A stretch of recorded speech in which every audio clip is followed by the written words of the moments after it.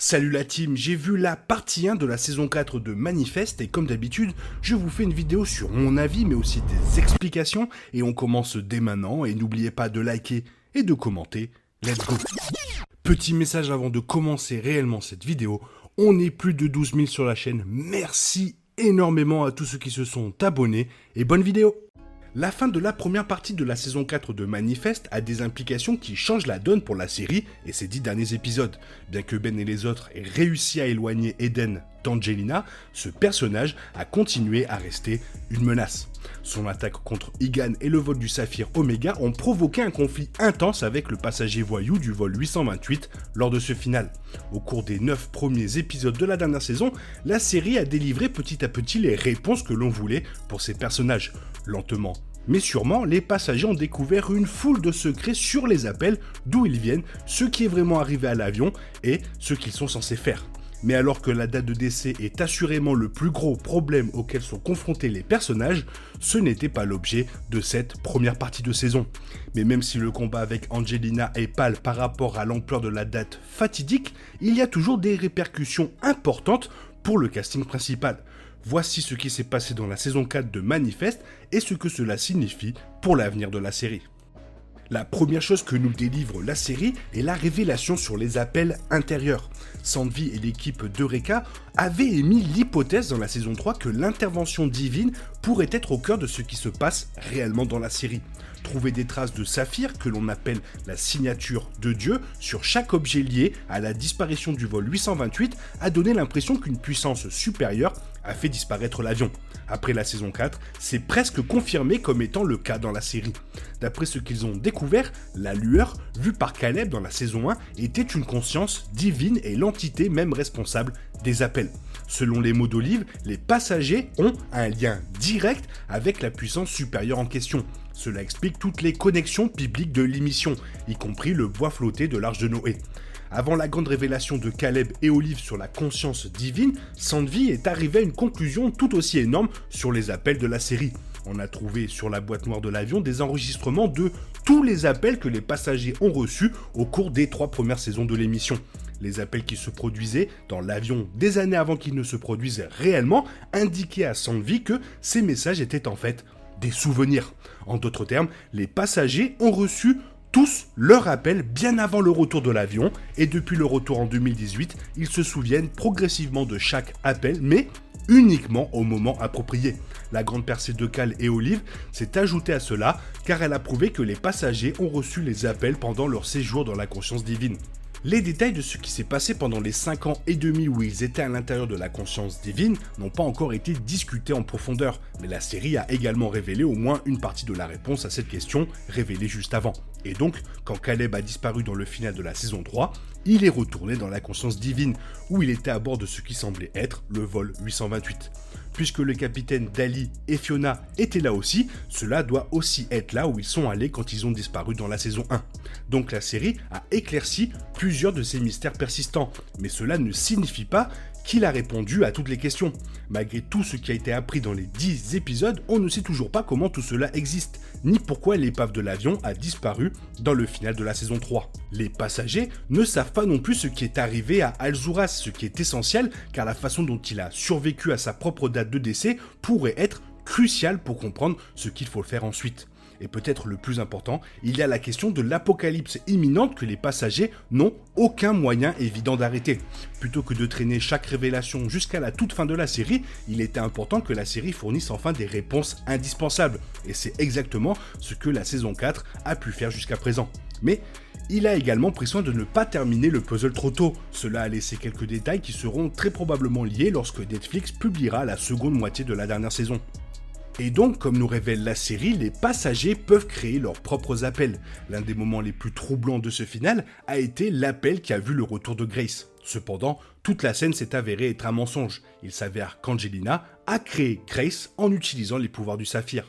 Elle a fait un tour similaire sur Michaela en utilisant une vision d'Evie décédée avant la période de la série.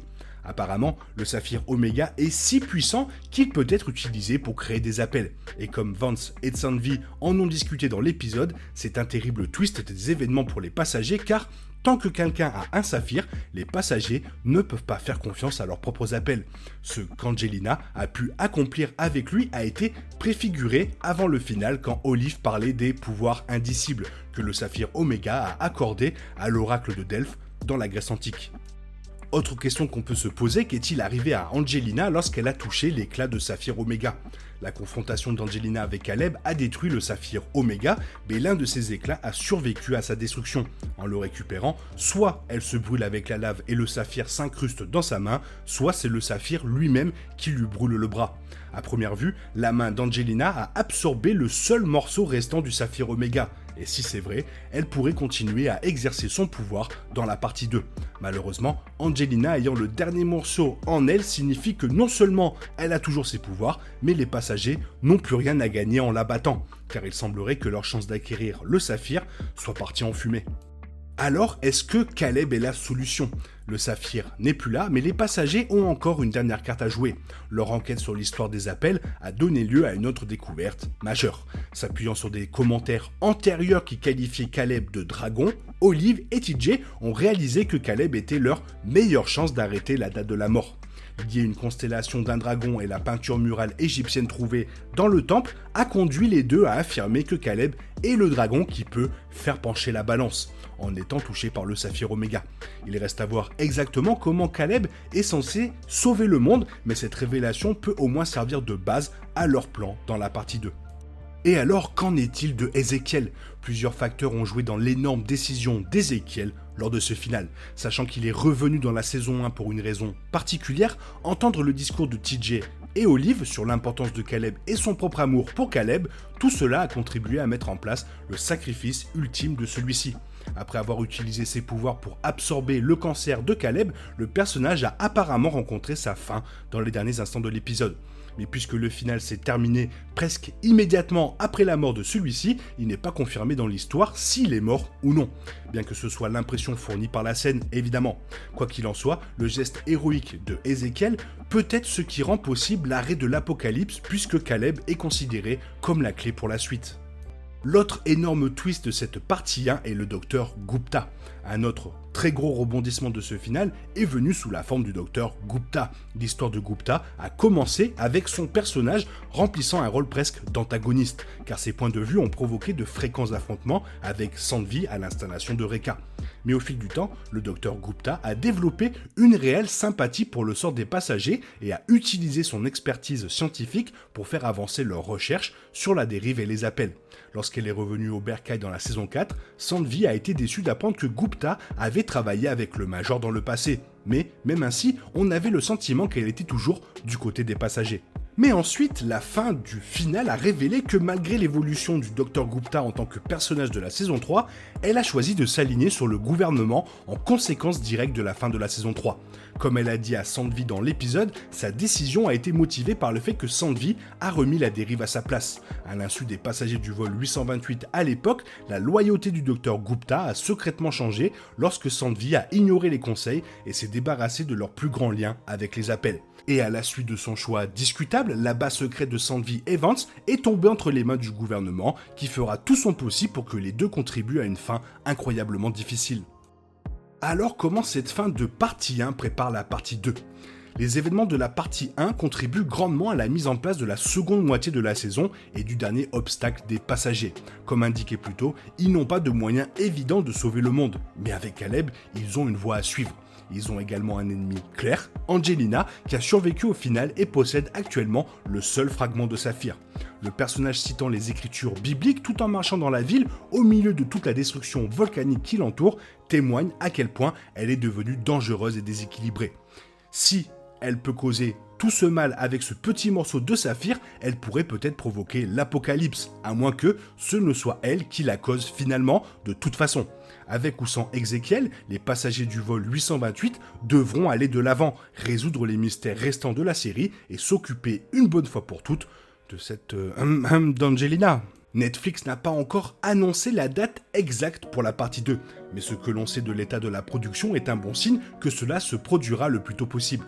Le tournage des 10 derniers épisodes est déjà terminé et vient de rentrer en post-production, ce qui signifie qu'il devrait arriver sur Netflix avant même qu'une année complète ne se soit écoulée. Il a été théorisé pendant un certain temps que puisque Netflix a prévu des annonces et des sorties autour des dates dans l'univers de Manifest, cette approche pourrait également être appliquée à la partie 2.